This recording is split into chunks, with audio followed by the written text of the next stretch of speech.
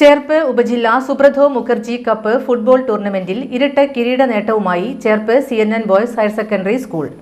Under 15, under 17 ആൺകുട്ടികളുടെ വിഭാഗം മത്സരങ്ങളിലാണ് CNN ബോയ്സ് ഇരട്ട കിരീടം സ്വന്തമാക്കിയത്.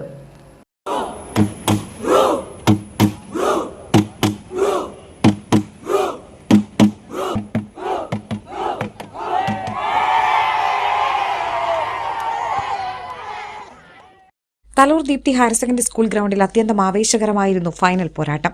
അണ്ടർ 15 വിഭാഗം ഫൈനൽ മത്സരത്തിൽ തലൂർ ദീപ്തി ഹയർ സെക്കൻഡറി സ്കൂളിനെ പരാജയപ്പെടുത്തിയാണ് Cherpu CNN boys higher secondary school കിരീടം നേടിയത്.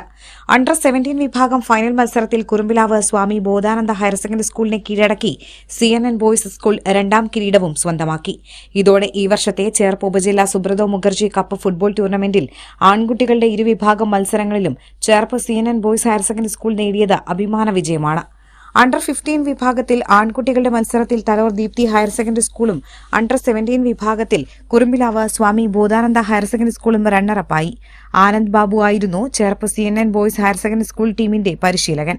ഉപജില്ലാ സുബ്രതോ മുഖർജി കപ്പ് ഫുട്ബോൾ ടൂർണമെന്റിൽ ഇരട്ട കിരീടം നേടിയ ടീം അംഗങ്ങളെയും പരിശീലകരെയും Cherpu CNN boys higher secondary സ്കൂളിന്റെ ആഭിമുഖ്യത്തിൽ അനുമോദിച്ചു.